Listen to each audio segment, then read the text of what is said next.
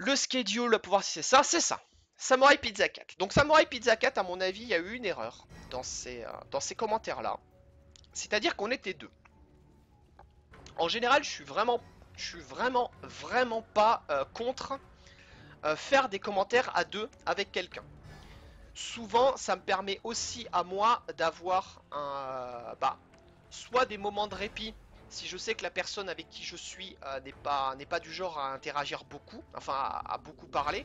Je pense notamment à Mamie Lamy, qui est une personne que j'adore d'ailleurs, euh, qui est euh, qui est plutôt dans des commentaires où dès qu'il sent qu'il y a une baisse de régime dans son co-commentateur, il va direct prendre le relais pour garder un rythme au commentaire. Mais il va lui-même s'effacer dès qu'il sent que son co-caster a des trucs à dire.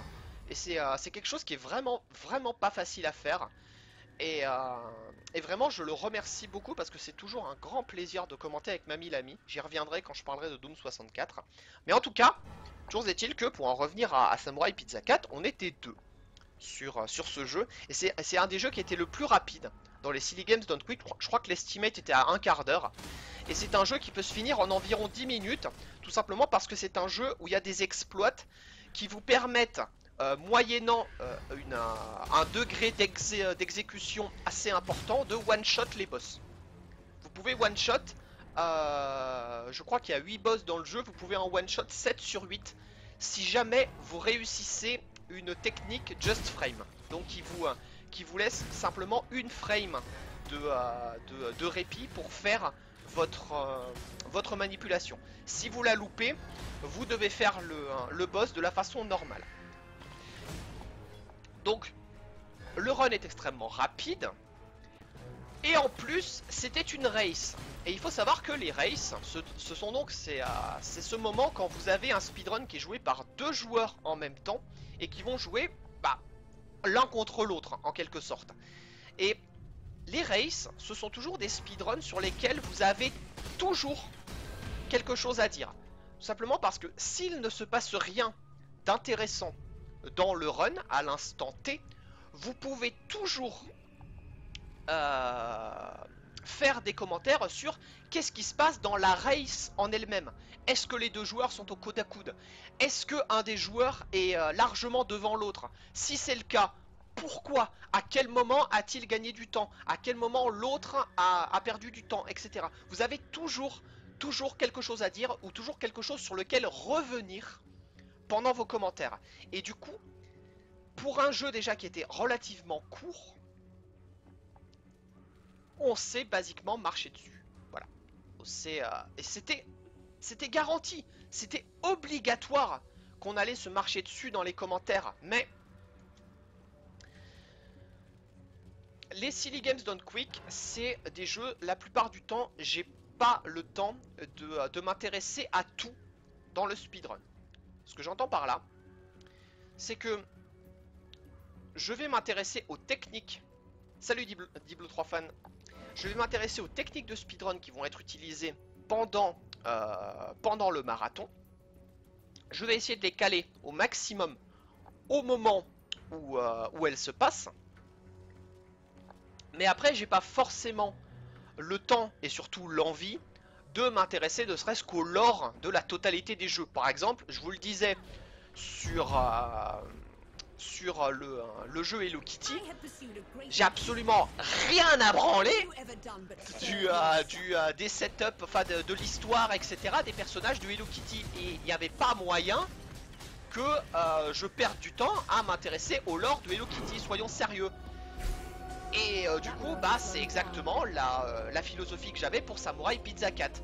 De toute façon, je savais que je n'aurais de toute façon pas eu le temps de m'attarder sur le lore de Samurai Pizza 4. Parce que, je vous l'ai dit, dans une raid, vous avez toujours quelque chose à commenter. Donc, vous avez pas le temps de dire « Ah oui, mais ça, c'est ce chat-là, vous voyez, ça, il fait ça dans la série, etc. » machin. Globalement, c'est super intéressant, j'imagine, pour certaines personnes. Par contre, ce qui nous intéresse là, c'est de commenter du speedrun, les gars, hein, et pas de vous faire acheter les DVD de Samurai Pizza 4. Donc, la personne qui s'était proposée avec moi pour préparer ses commentaires, il s'est tapé la série des Samurai Pizza 4 en dessin animé. Alors je sais pas s'il s'est tapé la totalité, je crois qu'il s'est tapé bien 60 ou 70%. Je dis pas qu'il a fait que ça, hein, attention, hein. Il a étudié aussi le speedrun, hein. Ça, il y a absolument aucun souci, hein. Il connaissait son truc, il connaissait les glitches utilisés, etc. Il n'y avait pas de souci à ce niveau-là. Mais je pense que il s'est surtout intéressé au lore. Comme je vous dis, le lore, c'est toujours la chose qu'on va essayer de mettre en avant quand on a rien d'autre à dire. Là, sur une race, on avait largement de quoi remplir des commentaires sans avoir à sortir une seule chose, hein, sur le dessin animé Samurai Pizza 4. Donc, ça s'est passé comme ça s'est passé. On a perdu un peu de temps, à mon avis, à parler du lore. Moi, j'avoue que je connaissais absolument pas, donc je laissais parler mon acolyte, qui a par contre fait son taf, hein, ça y a pas de problème. Mais à mon avis, c'était peut-être pas forcément la meilleure façon qu'on avait de procéder à ces commentaires-là. C'est quoi le débat? Je reviens tout simplement sur mes commentaires personnels du SGDQ 2015. Hein. Donc des commentaires qui n'engagent que moi. Donc globalement, je pense que on a fait des commentaires qui ont expliqué les glitches, etc. Mais on aurait pu plus mettre l'accent sur la race, qui était pour le coup une très très jolie race. Hein. Il s'est passé des très très jolis trucs, notamment sur le fait qu'il y a un des joueurs qui a réussi beaucoup plus de one shot des boss. Donc il arrivait à faire ses one frame, donc sa petite fenêtre de une frame pour tuer le boss immédiatement. Mais c'était lui qui avait l'exé la plus dégueulasse dans les niveaux. Du coup, il gagnait du temps sur les boss, mais il perdait du temps dans les niveaux. Alors que son acolyte, lui,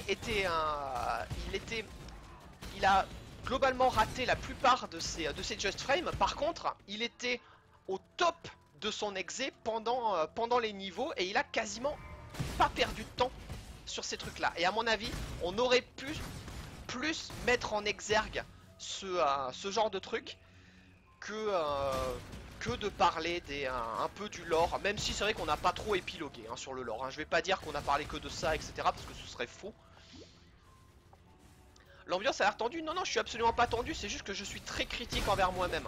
Donc, si tu me sens énervé, c'est envers moi que je suis énervé. Pas envers mes co-casters, parce que franchement, j'ai été vraiment ravi de tous les co-casters avec qui j'ai pu commenter pendant ce marathon. Donc, vraiment, j'essaie au maximum de leur donner... de leur donner le crédit qui leur est dû. Et si je suis dur, c'est envers moi-même. Ok, donc il y avait moyen, à mon avis, de faire quelque chose de mieux, mais on a quand même réussi à expliquer, je pense, en détail et suffisamment clairement les glitches qui ont été utilisés pendant ce speedrun. Et quand même, on a réussi à mettre... C'est pour ça qu'à mon avis, le run a fini sur une bonne note. C'est qu'on a vraiment arrêté complètement de faire du bullshit à la fin. On s'est vraiment focus sur la course, sur le combat qu'il y avait entre les deux speedrunners dans les deux derniers niveaux. Et heureusement pour nous, c'est là qu'il y a eu le plus de retournement de situation.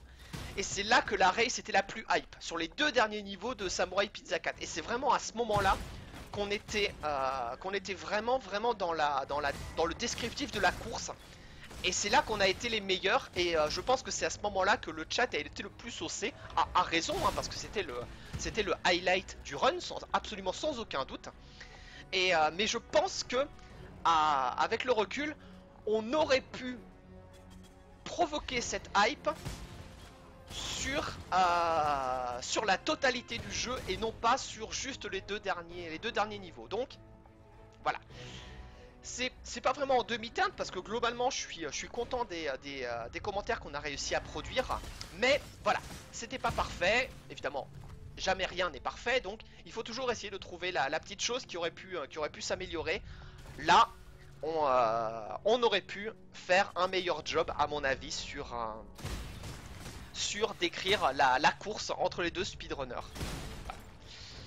Donc je pense que je me suis assez répété sur Samurai Pizza 4. Donc je vais juste me débarrasser des ennemis qui se trouvent dans cette zone. Je vais regarder quel est le jeu à la suite et continuer à faire mon débrief.